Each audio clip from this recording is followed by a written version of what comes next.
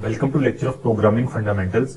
इस लेक्चर में हम इफ एल्स स्टेटमेंट के बारे में पढ़ेंगे कि ये स्टेटमेंट होती क्या है और इसके बेसिक स्ट्रक्चर को देखेंगे और विद एग्जांपल समझेंगे कि इसको किस तरह से यूज किया जाता है।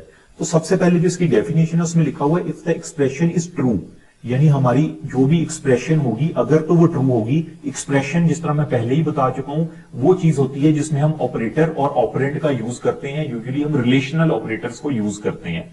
अगर तो हमारी एक्सप्रेशन ट्रू होगी then the statement block 1 will get executed, else statement block 1 will be skipped and statement block 2 will be executed। यहां पे क्या मुराद है कि हम if और else दो स्टेटमेंट यूज करेंगे, इन दोनों में से कोई एक ब्लॉक एग्जीक्यूट होगा। ये नहीं होगा कि if वाली भी स्टेटमेंट एग्जीक्यूट हो जाए और else वाली भी एग्जीक्यूट हो जाए। इस तरह से मैं एक एग्जांपल से समझाता हूं। इसका जनरल सिंटेक्स है, देखिए if एक एक्सप्रेशन आ गई उसके बाद और स्टेटमेंट यानी ब्लॉक 1 कि अगर तो ये इफ वाली ट्रू हो जाए तो ये ब्लॉक 1 चलेगा, अगर ये इफ वाली ट्रू नहीं होगी तो इधर आ जाएगा एल्स वाले केस में और फिर ब्लॉक 2 एग्जीक्यूट होगा। ऐसा नहीं होगा इफ एल्स स्टेटमेंट में कि ब्लॉक 1 भी एग्जीक्यूट हो जाए और ब्लॉक 2 भी हो जाए। इसमें से एक ही चीज एग्जीक्यूट होगी, या तो ये एल्स वाला पार्ट चलेगा या ये इफ वाला पार्ट चलेगा। इन दोनों में से कोई एक एग्जीक्यूट होगा हमारे प्रोग्राम के अंदर। ये बड़ी इंपॉर्टेंट बात है। आपने ये नहीं समझ जाना कि दोनों भी एग्जीक्यूट हो सकते हैं, इफ वाला भी हम चलाएंगे एल्स वाला भी चलाएंगे। यानी जो कंडीशन होगी, दो ही केस है, या तो वो कंडीशन ट्रू होगी या कंडीशन फॉल्स होगी। ये तो नहीं हो सकता कि हम कहें कंडीशन ट्रू भी है कंडीशन फॉल्स भी है, यानी उसकी ट्रूथ वैल्यू या तो ट्रू हो सकती है या फॉल्स हो सकती है हमारे पास।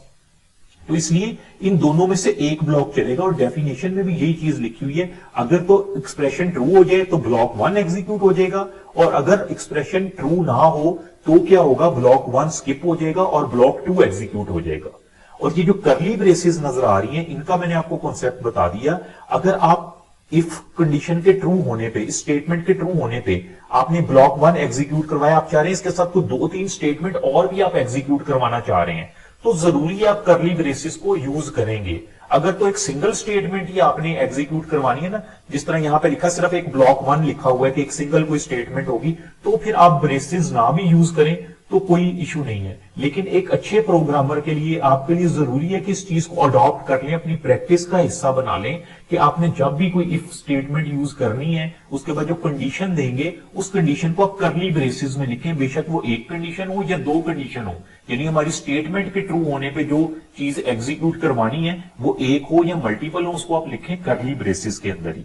तो अब तो ये हमें क्लियर हो गया कि इन दोनों में से एक ब्लॉक ने एग्जीक्यूट होना है। इसको एक एग्जाम्पल से हम देख लेते हैं। ये एक कोड की एग्जांपल है, मुकम्मल कोड लिखा हुआ है प्री प्रोसेसर डायरेक्टिव से लेके। आप देखिए यहां पे अगर मेन के बाद मैं बात करूं तो मैंने लिखा है इंट मार्क्स। मार्क्स नाम का एक वेरिएबल डिफाइन हो गया जिसकी डेटा टाइप इंटीजर है। Cout please enter the marks, cin marks. यानी मैं इसका आउटपुट भी हम साथ साथ ही सॉल्व कर लेते हैं। देखें जब मैं इसको एग्जीक्यूट करूंगा ना तो सबसे पहले क्या हुआ, मेरी मेमोरी में एक लोकेशन इस तरह से बन गई जिसका नाम है, जिसको हम वेरिएबल कह देते हैं, डिक्लेयर हो गया इंट। ठीक है, अब सी आउट, मुझे आउटपुट में लिखा नजर आएगा प्लीज एंटर मार्क्स। ये देखें इस तरह से प्लीज एंटर मार्क्स आउटपुट में आएगा।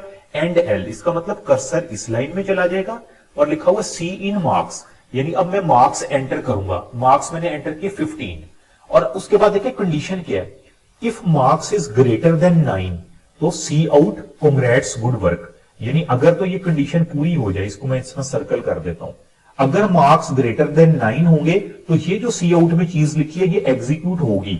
अब देखिए मैंने मार्क्स एंटर किए थे 15, जब मैंने 15 एंटर किया तो कांग्रेट्स गुड वर्क एग्जीक्यूट हो गया और ये जो एल्स वाला पार्ट है ये स्किप हो जाएगा। ये एल्स वाला पार्ट है जिसको मैंने सर्कल किया, ये क्या है, ये स्किप हो गया क्योंकि हम कह चुके हैं दोनों में से एक चलना है। इफ वाला चल गया, एल्स वाला स्किप हो गया, फिर क्या है, मेरा कंट्रोल इस कंडीशन से बाहर आया और उससे बाहर वाला पार्ट क्या था, बाहर वाला मैंने लिखा हुआ सी आउट प्रोग्राम एंड और नीचे पे मेरे पास लिखा आ गया प्रोग्राम एंड। तो इस तरह से होगा। दूसरा केस, एक और केस देखते हैं। देखें अब मैंने मार्क्स एंटर किए, वही चीज थी, मैंने मार्क्स एंटर किए 8, कंडीशन तो थी कि मार्क्स ग्रेटर देन 9 होने चाहिए। इसका क्या मतलब है, अब ये कंडीशन पूरी नहीं हुई, कंडीशन पूरी नहीं हुई, ये क्रॉस हो गया, यानी ये वाली चीज कंसीडर नहीं होगी। ये जो ऊपर एक सर्कल है ये वाली इफ वाली पूरी नहीं होगी कंडीशन, तो अब इस केस में क्या होगा, ये वाली चलेगी एल्स वाली कंडीशन।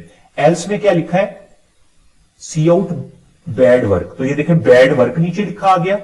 उसके बाद एंड पे लिखा है प्रोग्राम एंड, ये तो चलना ही चलना है, जो हमारी कंडीशन से बाहर चीज है उसने तो उसी तरह से चलना है, वैसे ही प्रोग्राम एंड हमारे पास लिखा आ जाएगा।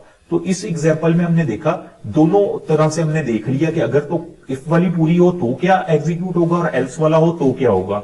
तो ये चीज जहन रखनी है, जहन में रखना है कि इनमें से चलनी एक ही स्टेटमेंट है, या तो इफ वाला पोर्शन एग्जीक्यूट होगा या एल्स वाला पोर्शन एग्जीक्यूट होगा, दोनों नहीं एग्जीक्यूट होंगे इफ एल्स स्टेटमेंट के अंदर। Thank you.